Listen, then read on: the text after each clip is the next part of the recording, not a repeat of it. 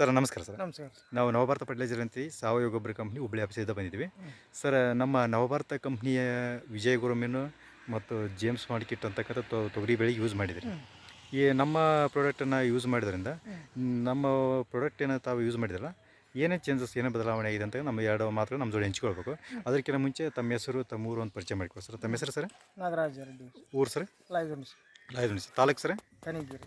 ಜಿಲ್ಲಾ ಕೊಪ್ಪಳ. ಕೊಪ್ಪಳ. ಸರ್ ಈಗ ಹೋದ ವರ್ಷದಿಂದ ಯೂಸ್ ಮಾಡ್ತಾ ಇದ್ದೀವಿ ಸರ್.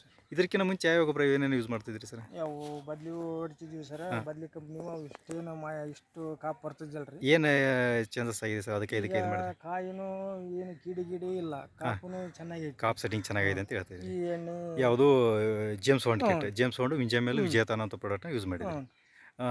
ಈಗ ನಿಮ್ಗೆ ಎಲ್ಲಿ ಇಲ್ಲಿ ನಮ್ಮ ಇವರು ತಿಮ್ಮಣ್ಣನವರು ಕೊಟ್ಟಿದ್ದಾರೆ. ಈಗ ವಿಜಯಗುರನ್ ಗೊಬ್ಬರನ ಹಾಕಿದೆ ಅದಕ್ಕೆ. ಈ ಜೇಮ್ಸ್ ಬಾಂಡ್ ಕಿಟ್ಟು ವಿಂಜಮೇಲ್ ವಿಜೇತ ಪೌಡರ್ ಮಿಕ್ಸ್ ಮಾಡಿ ಎಲ್ಲ ಹೊಡಿದ್ರಿ. ಎಷ್ಟು ಸಲ ಸ್ಪ್ರೇ ಮಾಡಿದ್ರಿ ಸರ್? ಒಂದು 2-3 ಸಲ ಮಾಡಿವ್ರಿ. ಈ 3 ಡೋಸನ್ನು ಕೊಟ್ಟಿದ್ರಿ. ಒಳ್ದು ಎಷ್ಟು ದಿನ ಕೂಡ ಎಲ್ಲ ನಿಮ್ಗೆ ಸತ್ತಿದಾವ್ರಿ? ಒಂದು ವಾರ 22 ದಿನ 25 ದಿನ ತನಕ ಬಂದಿದ್ದಾವ್ರಿ. ಮತ್ತು ಈಗ ಈ ಕಾಪೆಲ್ಲ ಚೆನ್ನಾಗಿ ಸೆಟ್ಟಿಂಗ್ ಆಗಿದೆ. ಚೆನ್ನಾಗೈತಿ. ಮತ್ತು ಈ ಬೇರೆ ರೈತರಿಗೆ ಏನು ಹೇಳಕ್ಕೆ ಇಷ್ಟಪಡ್ತೀರಿ ಸರ್? ಬರೋಲ್ರಿ ಇದನ್ನ ಹೊಡಿ ಅಂತ ಹೇಳ್ಬೋದು ರೀ. ಹಾಂ ಸರ್. ಏನೇನು ಇದು ಸೆಟ್ಟಿಂಗ್ ಇದ್ರೊಳಗೆ ಆಗಿರ್ಬೋದು?